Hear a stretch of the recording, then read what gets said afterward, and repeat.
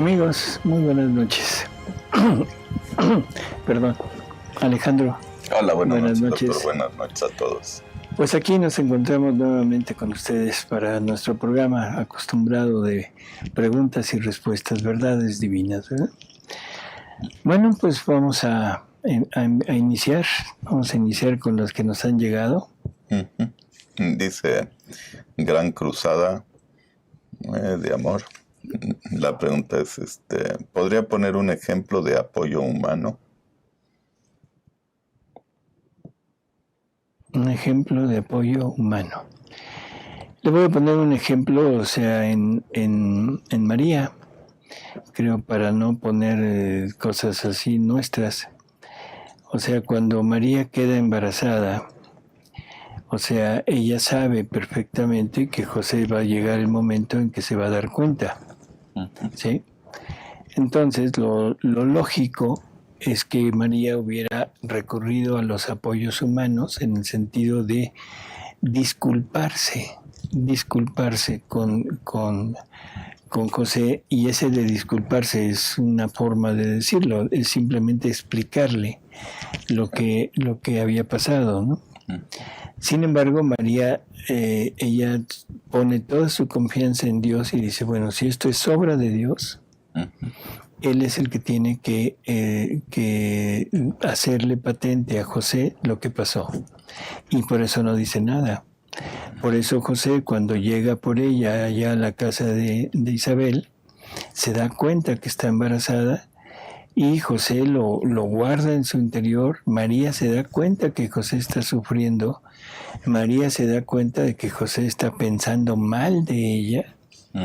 Y eso es lo que más le duele, o sea, le duele que José esté pecando al estarle achacando un acto que ella no cometió. Sin embargo, no recurre a la parte humana, no recurre al explicar, sino que Dios se lo explique. Creo que es claro ese ejemplo, ¿no? Sí, pues también. En términos de nosotros, apoyos humanos, en el sentido de el consejo, la guía, o sea, qué hago, cómo le hago, en fin. Todo eso es un apoyo humano y que viviendo en la divina voluntad, Jesús nos asegura que Él es el que nos va a dar todo lo que se necesita, ¿no? Y luego dice Espíritu, dice, en el libro del cielo 15:27, dice que Eva le dijo a Adán que si comía del fruto sería semejante a Dios. ¿Acaso no fue Adán creado a imagen y semejanza de la divinidad? Sí. Y luego, o sea, debemos recordar que ese fue un engaño de Satanás.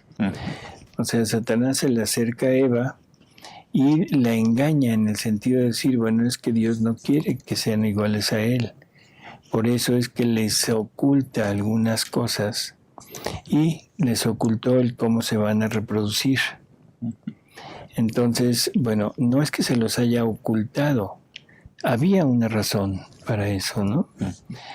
Y igual que a María, le ocultan que ella va a ser la madre. O sea, pero hay una razón para eso. ¿Ya eran iguales a Dios? Sí, prácticamente así es, pero Satanás se introduce dentro de Eva, le habla, la halaga, le hace esta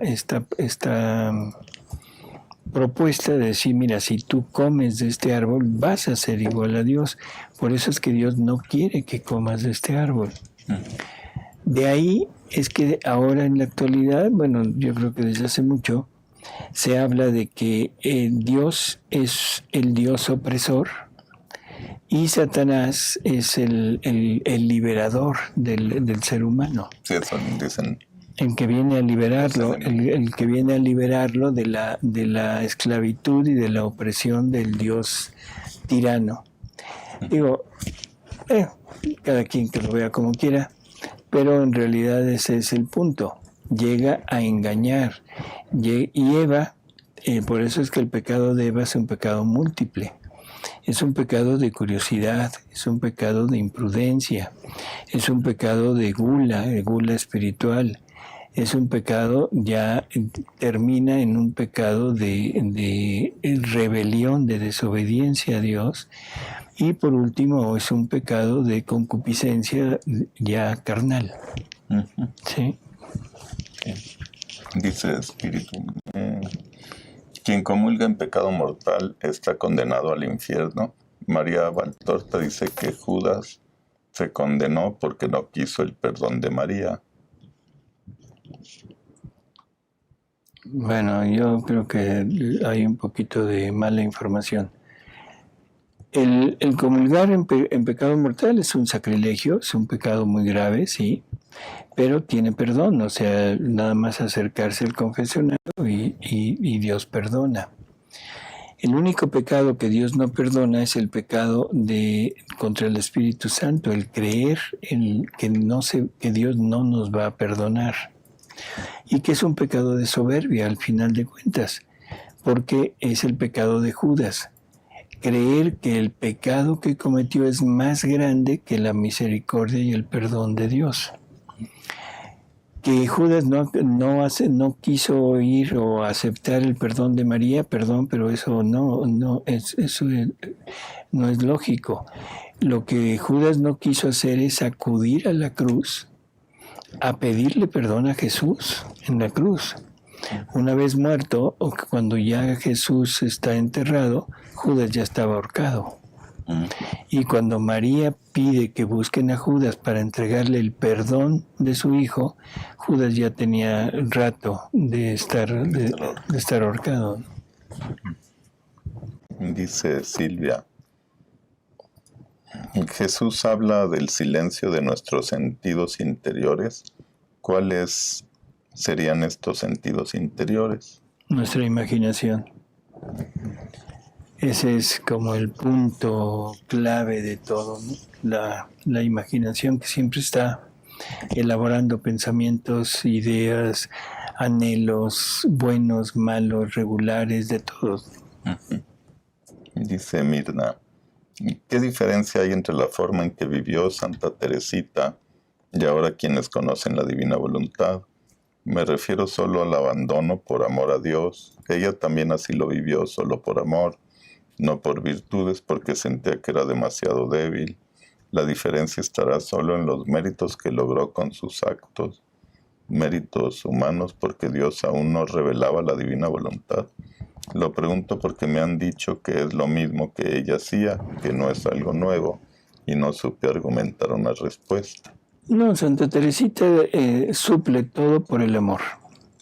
O sea, ella se enfoca en el amor y tiene la conciencia clara de que el amor incluye todo.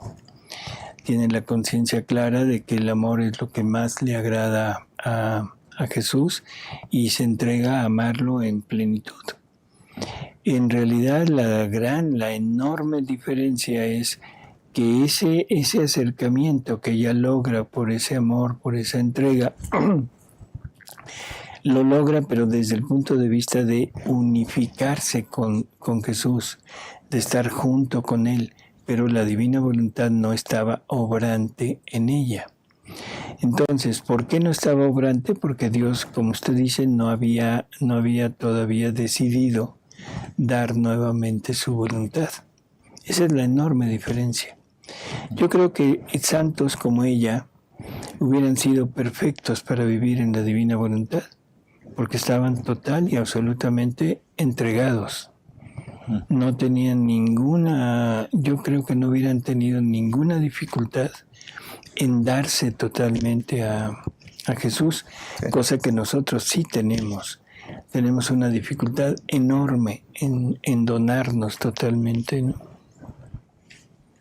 Dice Claudia, ¿no sería contradictorio a lo que usted mismo explicó que el desapego es para todos, no como algunos están diciendo que es solo para Luisa? Qué bueno que pregunte esto. Se está hablando mucho y se está difundiendo por las personas que hablan de esto, incluso sacerdotes, en que se distorsiona totalmente lo que es la vida en la divina voluntad. El desapego. Bueno, para Luisa era absolutamente necesario. Pero si leemos los escritos y los leemos todos, vamos a ver que Jesús dice que su voluntad no puede estar en una criatura donde existe ni siquiera la sombra de la voluntad humana. Entonces yo pregunto, si la divina voluntad no congenia con la voluntad humana, ni siquiera la sombra de un acto de voluntad humana, entonces ¿cómo me pueden decir que voy a vivir en la divina voluntad sin el desapego? Sí, pues no. ¿Cómo voy a vivir en la divina voluntad si no tengo el abandono? Porque el abandono es consecuencia de la del desapego. ¿Cómo puedo vivir en la divina voluntad si no me entrego todo a Jesús y le abro todo mi interior para que pueda Él venir a actuar en mí? ¿De qué divina voluntad me están hablando? Me están hablando de la resignación a la divina voluntad. Me están hablando de lo que es la santidad humana, de lo que es la santidad de las virtudes. Que ese es el otro problema que tenemos, de que se está queriendo como unir la santidad humana con la santidad divina. Y entonces es muy sencillo. No hagas nada, simplemente conoce y dices, ay, qué bonito, ven, divina voluntad, pon uno los ojos en blanco, voltea hacia arriba, casi vuelas y ya vives en la divina voluntad. No, eso no existe. Se está hablando de que el alma que vive en la divina voluntad no es víctima. Perdón, pero si Jesús nos está diciendo que la cruz más grande que puede haber para un alma es su voluntad que clava con un clavo por cada acto y que eso es repetir la vida de Él, entonces ¿de qué me hablan cuando dicen que no es que el alma que vive en la divina voluntad no es un alma víctima? Si me dicen que es Jesús, la repetición de la vida de Jesús en la criatura, entonces ¿qué es la vida de Jesús sin el victimado? ¡Wow! ¿De qué Jesús me hablan? Sí. Perdón, pero están totalmente errados. Totalmente errados. Lo están viendo desde un punto de vista muy light, eso que vivimos en esta época light, y nada más nos hablan del gozo de vivir en la divina voluntad. ¡Wow! Ya vivo en la divina voluntad y te pones así como, te empiezas a inflar. No. Perdón por las expresiones, pero no es así. Bueno, dice Apóstol, dice, ¿cómo te desapegas de las virtudes? Si hay que dejar a las virtudes, porque Jesús escribió 10 volúmenes sobre las virtudes. Ahí ese es un punto muy interesante. Luisa es el ejemplar perfecto. Luisa tiene que cumplir todo al pie de la letra. Igual que Jesús, le dice Jesús, de ti va a pasar lo mismo que pasó conmigo. Yo no vine a abolir la ley, vine a darle cumplimiento. ¿Qué quiere decir darle cumplimiento? Cumplir todo lo que la ley pedía para que una vez cumplido todo se le pusiera un sello que dijera cumplido. ¿Sí? Cumplimiento. Y después de eso viene la parte de la divina voluntad. Bueno, viene la parte de su iglesia y de su evangelio y de todo lo que nos dejó. Con Luisa tiene que ser exactamente lo mismo. Dice, en ti tendremos que darle cumplimiento a la santidad humana. O sea, cumplir todo lo de la santidad humana para ponerle el sello y decir cumplido. Y de ahí empezar con la divina voluntad. Eso es Luisa. Para nosotros nos dice, y se lo dice a Luisa también, renuncia a tus virtudes. Para el alma que vive en mi voluntad, las virtudes no tienen nada que hacer con ellas. Lo único que le debe interesar y a lo único que se debe dedicar es a la búsqueda del amor y de mi voluntad.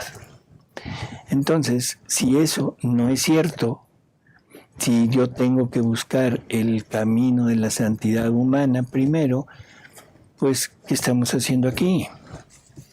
Sí. ¿Sí? O sea, no. O sea, hay que irlo viendo poco a poco, pero en Luisa es lógico porque tenía que ser el ejemplar, vuelvo a decir, perfecto. Para que se entienda, le dice Jesús a Luisa, contigo tú tuviste que trabajar mucho y yo tuve que trabajar mucho contigo. Trabaja más el que construye que el que llega a habitar. Un ejemplo, está alguien y construye un edificio de condominios. Tiene que gastar, tiene que estar viendo a los trabajadores, quien tiene que estar atento a todo lo que está haciendo para que quede el edificio perfecto. El que lo va a comprar nada más llega y dice cuánto cuesta, tanto, así aquí está y se mete y vive. Ese es vivir en la divina voluntad. O sea, no es tan sencillo porque está el pago, ¿no? Y el pago es mi voluntad. O sea, no es en dinero, sino es en mi voluntad. Me dicen, ¿quieres? Sí, cómo no, dame tu voluntad y entra. Pero entender que tuvo que trabajar más Luisa y Jesús en la construcción del reino que nosotros que queremos entrar a comprar un departamento y vivir en él. Así que ya está el reino al alcance. Así es. Dice Magdalena, ¿los momentos de sequedad en la vida espiritual es voluntad de Dios o el diablo influye para alejarnos de Dios y de su voluntad? La sequedad. Si hemos seguido más o menos las lecciones que Jesús nos da, vamos a entender que todo lo que el alma siente no es ella la que lo siente, sino es lo que Jesús le está transmitiendo de lo que el mundo le da. Entonces, esa sequedad que de repente viene es la sequedad del mundo que la tiene que le repercute en Jesús, lo hace sufrir y él tiene que reparar por eso. Pero me lo comparte. Entonces yo siento esa sequedad y lo que debo hacer es decir, ay no, ¿por qué? ¿Por qué estoy seco? No. Señor, ¿cómo te duele esta sequedad? Voy a hacer lo contrario para reparar por todo esto que te están mandando. O sea, recordemos, una vez entrando en la divina voluntad, si realmente queremos vivir en ella, todo lo que nos sintamos no es nuestro, es de Jesús.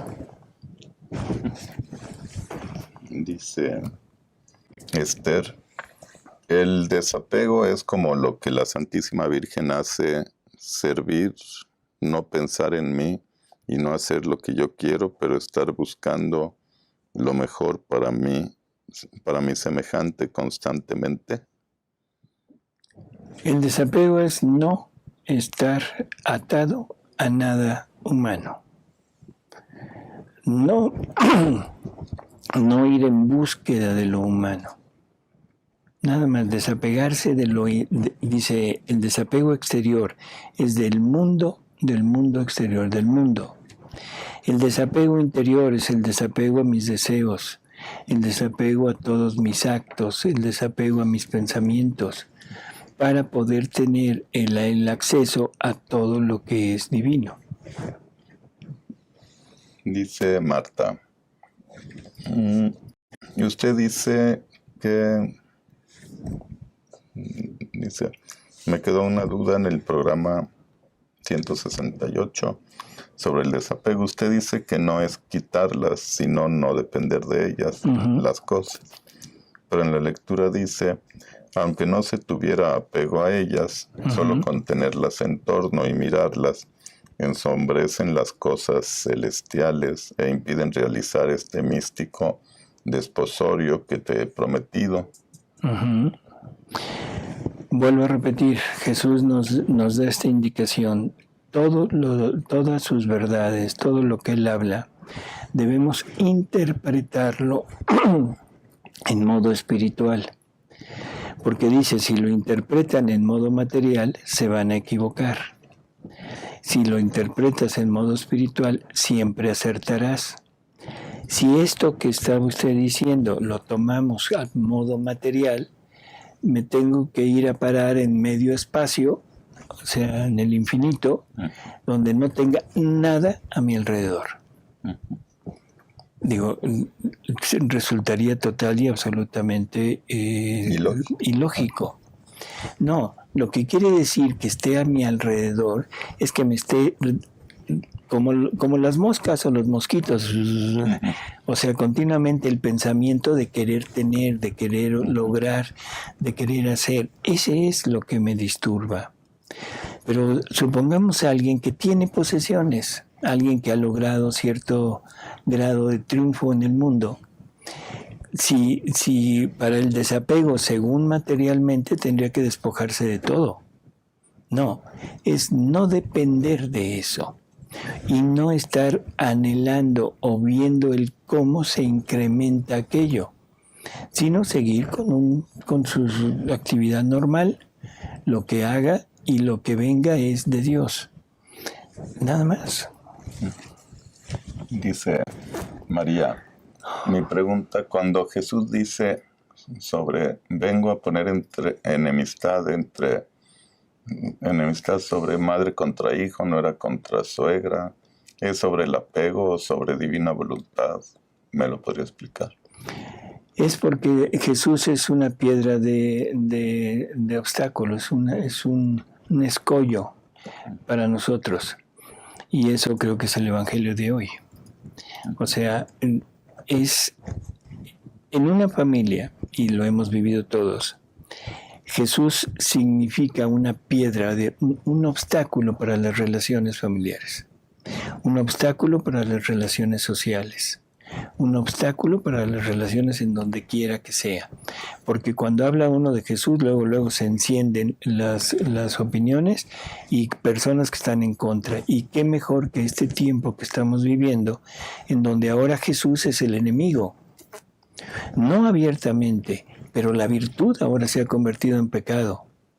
O sea, nada menos, hace un momento estábamos viendo el arresto de una persona en Canadá por estar rezando en frente de un centro abortivo.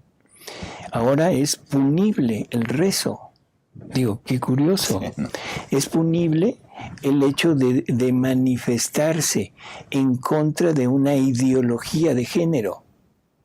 Perdón, no estamos atacando al homosexual. Estamos defendiendo a nuestros hijos de que no se les infiltre, de que no se les obligue a eso cuando todavía no tienen la suficiente capacidad para poder determinar lo que quieren. Lo que están haciendo es un verdadero asesinato de su alma. Y eso es el único punto. Así es Jesús. Jesús es el que está en el centro de eso. Yo digo que no porque yo creo en Jesús, porque yo creo en sus principios, porque yo creo que existe otra vida y que debemos comportarnos de acuerdo a cómo Él quiere que nos comportemos. Y el mundo me dice no. El mundo me dice hay que quitar a Jesucristo de este mundo y hay que quitar todas sus leyes. Por eso es que estamos quitando todo lo que Jesús vino a traer a este mundo, ahora se está destruyendo. Dice Ángel, siento mucho coraje por un abuso de mi vecino. ¿Y qué hago? Yo no le digo nada, pero ¿cómo hago para no sentir este coraje?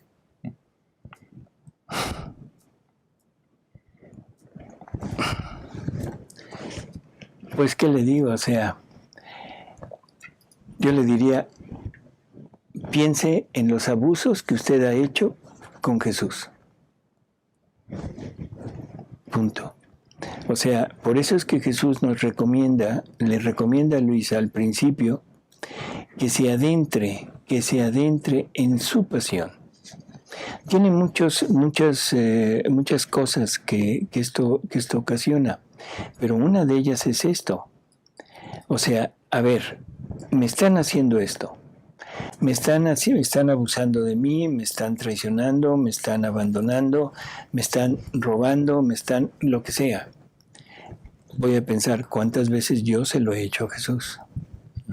Y ahora, ¿cómo responde Jesús? ¿Cómo responde? Sufriéndolo en silencio para reparar por lo que yo estoy haciendo. Esa es la manera. Dice Espíritu, dice algo Luisa del segundo Pentecostés. Así es. El segundo Pentecostés es el libro del cielo. El segundo Pentecostés es donde en el fiat voluntas tua, en el hágase tu voluntad como en el cielo, en la tierra, es donde el Espíritu Santo va a hacer desahogo completo de su obra. Creo que con eso lo dice todo, ¿no? Dice Alejandra, mi hija Cassandra me pidió que le preguntara si cuando estamos con Dios en el cielo y ya hacemos su voluntad, podríamos en el cielo pecar como lo hicieron los ángeles y salir del cielo de Dios. ¿Qué edad tiene Cassandra? 7 años. Qué hermoso. No, dígale a su hija que no, por favor. O sea, en el cielo, una vez que un alma llega al cielo, su decisión es totalmente inamovible, siempre es con Dios, en Dios y para Dios, y ya no hay manera de cambiar en contra. Los ángeles pecaron, o sea, pudieron pecar en el cielo, porque después de la creación de los ángeles se les dio un tiempo de prueba. Porque al ser seres seres libres, tenían que forzosamente decidir si querían el papel que Dios les había asignado al crearlos o no lo querían. Entonces lo que hubo en el cielo fue una batalla, así una guerra, pero una guerra de voluntades. Luzbel con todos los que se le asociaron tratando de convencer a todos los ángeles buenos de que se rebelaran contra Dios. Y San Miguel con todos los ángeles buenos tratando de convencer a los malos de que recapacitaran y que aceptaran estar del lado de Dios. Pero esa prueba tuvo un fin. O sea, de alguna manera en la eternidad hubo un espacio de tiempo y hubo un fin, y en el momento que se terminó ahí, la decisión que habían tomado es irrevocable, no hay forma de cambiar, y ahí se quedaron los buenos con Dios, los malos con Satanás. Entonces en el cielo, el alma que entra al cielo ya se limpió, ya se purificó, ya no es posible que peque, así que no es así, mujercita. Dice Noemí, ¿por qué Luisa Picarreta hace un relato sobre los Reyes Magos diferente al de María Valtorta? No es equiparable. María Valtorta hace el relato de la vida de Jesús, pero desde un punto de vista material. María Valtorta describe lo que pasó en realidad, lo que pasó en el mundo. Luisa está describiendo, o sea, y no lo describe ella, sino es Jesús quien se lo está dictando. ¿Qué es lo que dicta Jesús? ¿Cuál es su epifanía? ¿Cuál es su manifestación que él hace ante los reyes, ante esos sabios o personajes, como le queramos llamar, para su total y absoluta conversión? Y aparte los elogia en el sentido de decir que fueron los únicos que vieron la estrella, oyeron el mensaje y que afrontaron todos los riesgos y todas las burlas y todas las contras que pudieron haber habido para ir en búsqueda de algo que sabían que algo estaba pasando, algo muy grande, pero que no tenían una noción clara. Sin embargo, fueron, cosa que los demás, ni siquiera los propios judíos hicieron. Entonces, no tratemos de homologar. Si nosotros leemos la Pasión del Evangelio, leemos la Pasión de Valtorta y leemos la Pasión de Luisa, son totalmente diferentes. Si lo queremos ver desde el punto de vista material.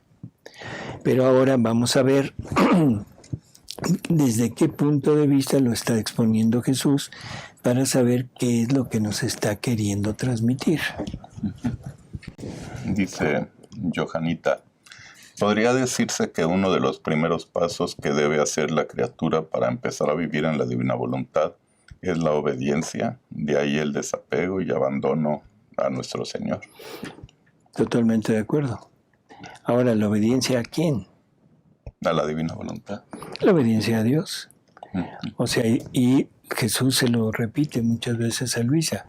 O sea, el que manda una obediencia siempre debe mandar lo bueno. Cuando hay una obediencia, o sea, que se opone a la obediencia de Dios, es necesario seguir la obediencia a Dios. A Luisa, que era tenía que ser el ejemplar perfecto, la pone con un sacerdote junto toda su vida.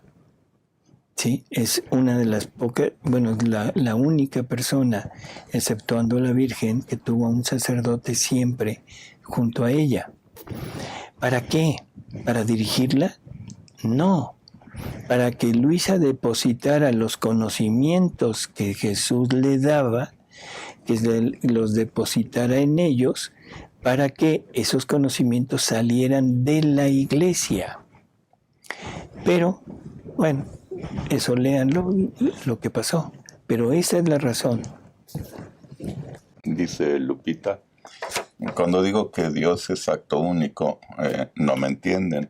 Por lo que quisiera saber en dónde puedo ver esto del acto único de Dios. Bueno, o sea, el Catecismo de la Iglesia Católica, yo creo que es en donde está más claro, está explicado, ¿no? Susi está preguntando a qué correo puede mandar sus preguntas. Al Tercer Fiat, o si gusta el correo personal mío. Ya no hay más preguntas, París. Ya no tenemos más preguntas. Hubo pocas, pero muy, muy importantes, muy interesantes, ¿no? Yo creo que necesitamos ahondar cada vez más en esto. Y, por favor, o sea, no confundir la parte humana, la parte material con la parte espiritual. No tratar de mezclar cosas de virtudes con divina voluntad. Y esta es una recomendación que quizá parezca, no sé, o sea, quizás le suene mal, pero pues la voy a hacer. El estar viendo, oyendo de divina voluntad o de cualquier tema, pero en muchas partes totalmente desconcierta. Porque nos estamos basando en opiniones. Cuando lo que se habla de la divina voluntad es acorde a los escritos, cuando no se dan opiniones personales, sino se habla de los escritos, no hay posibilidad de error ni de cambios de forma de expresarlo. No podemos tener dos opiniones distintas sobre un mismo tema. Eso quiere decir que alguna de esas dos está equivocada. Entonces, lo único que podemos hacer es decir, a ver, eso que me están diciendo, ¿dónde está en los escritos? Si está en los escritos, lo tengo que aceptar. Si no está en los escritos, definitivamente no forma parte de estas enseñanzas que Jesús le da a Luisa para que vivamos en la divina voluntad. Jesús le dice a Luisa que de ella saldrán las verdaderas enseñanzas para vivir en su voluntad.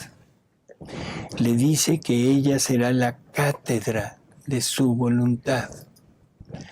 Así que creo que es muy claro que está poniendo a Luisa como la fuente, la fuente de todo este conocimiento. Por lo tanto, ahora tenemos la enorme ventaja de tener la fuente en nuestras manos, que son los escritos. Cuando tengamos alguna duda, vayamos al escrito. Y vuelvo a repetir, que me digan dónde está lo que me están diciendo. Dice Antonio, dice que en qué parte de los libros estará lo referente al segundo Pentecostés. ¿Ya lo tienes? El donde dice que es el desahogo completo de la obra del Espíritu Santo. Dice la era del tercer fiat. ¿Es qué? ¿12? 121, febrero 8, 1921. No lo nombra como el segundo Pentecostés, eso que quede muy claro. Pero si entendemos que el Pentecostés es la efusión del Espíritu Santo, a ver, Lilo. Lo leo. Es en el 3, párrafo 3, dice: ah, hija mía, la criatura se hace cada vez más perversa en el mal. ¿Cuántos artefactos de ruina están preparando? Llegarán a tanto que agotarán al mal mismo. Pero mientras ellas se ocupan en hacer su camino, yo me ocuparé en que mi fiat voluntas tua tenga su cumplimiento, que mi voluntad reine sobre la tierra, pero en modo todo nuevo. Me ocuparé en preparar la era del tercer fiat, en la cual mi amor se desahogará en modo maravilloso e inaudito. Sí, quiero confundir al hombre todo en amor. Por eso sé atenta, te quiero conmigo, a preparar esta era de amor celestial y divina. Nos ayudaremos mutuamente y obraremos juntos. Luego se ha acercado a mi boca, e infundiéndome su aliento omnipotente en mi boca, me sentía infundir una nueva vida y ha desaparecido. No, esa no es. Esperen un segundo y ahorita se la leo. Dice Johanita, es decir, solo basarnos en los libros. Se puede perder en las distintas explicaciones. Sí, pues las explicaciones que se dan tienen que estar basadas en... O sea, si no tenemos la certidumbre de que lo que se está hablando está basado en lo que Jesús dijo, entonces es, por ejemplo, lo que hemos hablado en este programa, de que el alma que vive en la divina voluntad no necesita el desapego. Perdón, pero está en total contradicción con lo que Jesús nos habla en los escritos. Que nos digan que la divina voluntad, que el alma que vive en la divina voluntad no es una víctima. Está en contradicción con María y con Jesús. María diciéndonos: hija mía, no hay mayor sufrimiento que el no darle nunca vida a la voluntad humana, ni siquiera en un respiro, en un parpadeo, en un latido. Y entonces yo pregunto, si eso es el mayor sacrificio, entonces si yo no voy a sufrir, lo que quiere decir es que no voy a vivir en la divina voluntad. Jesús dice que cada clavo, cada acto, su voluntad pondrá un clavo a mi voluntad para quedar totalmente clavada. Entonces la pregunta es, ¿entonces no voy a vivir en la divina voluntad? ¿Simplemente va a ser un buen deseo? ¿Sí se entiende? O sea, ojalá que se entienda. Está en contradicción con los escritos. Ese es el problema. Entonces, el punto es no confundir lo que es una opinión de alguien con el hecho de lo que Jesús nos está expresando. Yo entiendo que el papel de cabeza de misión de Luisa no es para nosotros, totalmente de acuerdo. Por eso Luisa tiene que ser el ejemplar perfecto. Pero Pero para llegar a vivir en la divina voluntad es necesario el desapego total, que es el 4º grado. Y si el 4º grado no fuera para nosotros, entonces Jesús hizo una obra inútil y hizo dictados inútiles. Eso se lo hubiera dicho a Luisa. Si Jesús no quisiera que llegáramos a eso, no nos hubiera puesto los ejemplos de un mar con objetos en el mar, que unos en la playa, otros un poquito flotando, otros más adentro y otros sumergidos en el interior. Son varios objetos, son varias almas, no es Luisa. Son varias almas y esas almas están representando la entrega de cada uno. Por favor, entender que es para todos. Lo único que no es para todos es el desahogo, el ser cabeza de misión. Ese no es para todos. Ese no es para todos. Podemos asociarnos a eso, pero no es para mí. Dice Lorena que si la Virgen tuvo algún sacerdote. Por favor, primero desde los 3 años hasta los 15 en el templo. De los 15 hasta la muerte de Jesús, con Jesús. De la muerte de Jesús hasta la dormición de María con San Juan.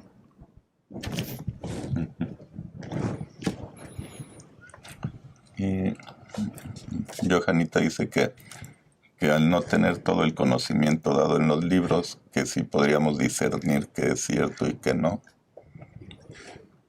Yo creo que volvemos a lo mismo, por favor, entender, cuando oigamos algo, vamos siempre a preguntar, ¿dónde está? Nada más. Yo entiendo que quizá yo voy leyendo apenas el 4 o el 11 o el 15 y me están hablando de verdades o de cosas que no están en esos escritos. Francamente me quedo con la explicación que me dieron, sobre todo si la persona que me está dando la explicación es una persona a la cual le tengo confianza y creo que sabe. Totalmente de acuerdo. Por favor, cuando ustedes tengan una duda con nosotros, por favor díganos dónde está. A veces nos tardamos un poquito, no es fácil encontrar porque hay que recordar las palabras exactas para poder encontrarlo. Pero si no lo encontramos ahorita, se lo doy en el próximo programa, o sea, eso no hay problema. Pero sí le vamos siempre a dar el lugar donde está en los escritos.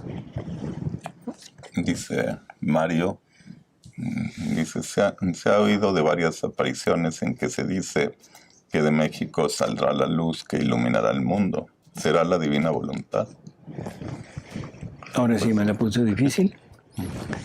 Pues, ojalá. Yo pienso que sí, ojalá. Bueno, por algo está aquí la Virgen.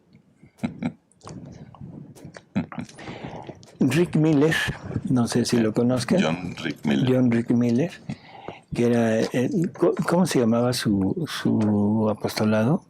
No me acuerdo. Por el amor de María o por el amor de Dios. Algo así, creo. Algo así.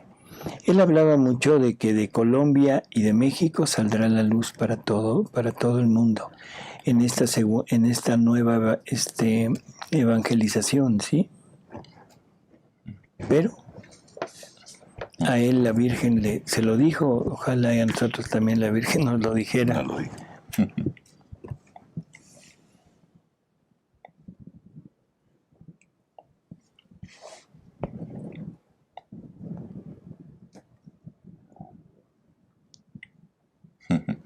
Dice Marina, no soy buena para hacer giros, yo creo que me falta imaginación. Está bien hacer los giros cortos. Hágalos como quiera, ¿no? O sea, en realidad no hay problema, o sea, aquí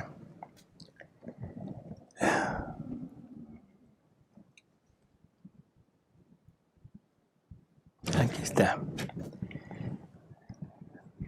Miren, es 17:41. 17:41 en el párrafo 4. Se los voy a leer así completo para que quede. Dice: Y si te dijera que no has escrito todo, es más, la cosa más esencial la has dejado, por eso vuelve a escribir y agrega: la misión de mi voluntad reflejará a la Santísima Trinidad en la tierra.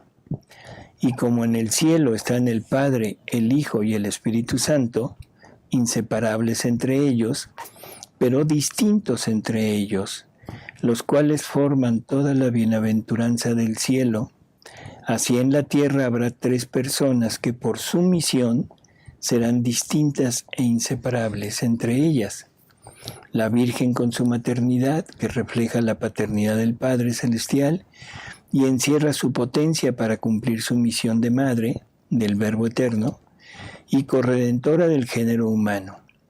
Mi humanidad, para la misión de Redentor, encerró la divinidad, y el Verbo, sin separarse jamás del Padre y del Espíritu Santo, para manifestar mi sabiduría celestial, agregando el vínculo de hacerme inseparable con mi mamá.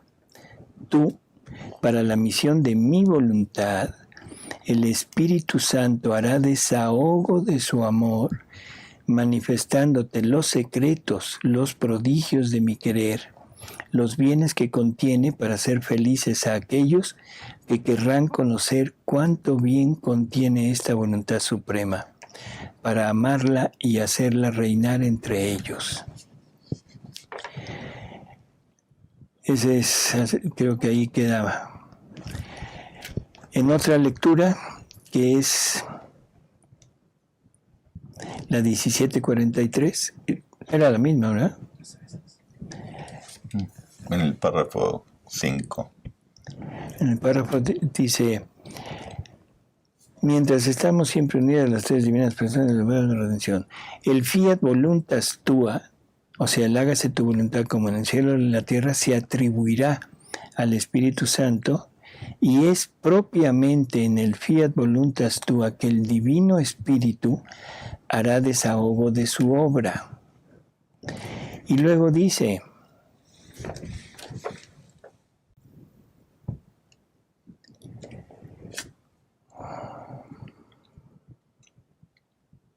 bueno, yo creo que con eso es suficiente, ¿no? Dice Liz, dice mi pregunta, doctor, ¿en qué parte es que dice que cuando uno reza por un alma del purgatorio, las llamas son más fuertes? ¿Será que tiene la cita? Sí y no. Sí la tengo, pero no la tengo aquí. Y eso es de María Valtorta. Se los doy el próximo programa. Lorena dice que su pregunta era ¿quién fue el sacerdote de María en el templo? ¿Cómo se Por llama? eso no, pues ¿Quién sabe? no sé, no tengo idea.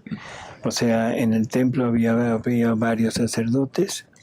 Después es Jesús mismo es el que la tiene. Desde el momento que Jesús queda encarnado en su seno, él ya la tiene bajo su mando. Y cuando él asciende al cielo, entonces queda al cuidado de Juan. Eso de al cuidado es un decir. Es lo mismo que pasa con Luisa. No es que Juan se haga cargo de María. Más bien María se hace cargo de Juan porque se hace cargo de la iglesia. Porque María es la depositaria de todos los bienes de la redención y tenía que pasárselos a la iglesia, y la iglesia estaba representada por Juan. Dice Marta, ¿las horas de la pasión deben hacerse en voz alta o se pueden hacer mentalmente? Como quiera. Y Ana dice que si la oración contemplativa es lo mismo que hacer los giros.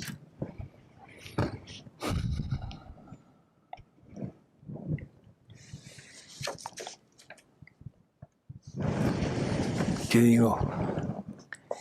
O sea, la contemplación, la oración contemplativa es fijarse en algún misterio, en Jesús Eucaristía, en fin. El giro es girar, o sea, abarcar las obras de Dios, las 3 obras de Dios, para ir teniendo mayor conocimiento de lo que Dios ha hecho e irse tomando posesión de las obras de Dios. Y pues creo que ya son todas las preguntas ahora sí, ¿verdad? Listo. Pues, amigos, gracias. Y les debo esas citas, ¿sí? de lo de... ya se me olvidó. Bueno. Bueno, pero muchas gracias. Alejandro me las recuerda, no se ponen. Al ratito que me acuerdo. Bueno, está bien. Amigos, nos vemos. Alejandro, gracias por estar aquí. Doctor. Y nos vemos en el próximo programa. Y muchas gracias por sus saludos y comentarios. Saludos a todos.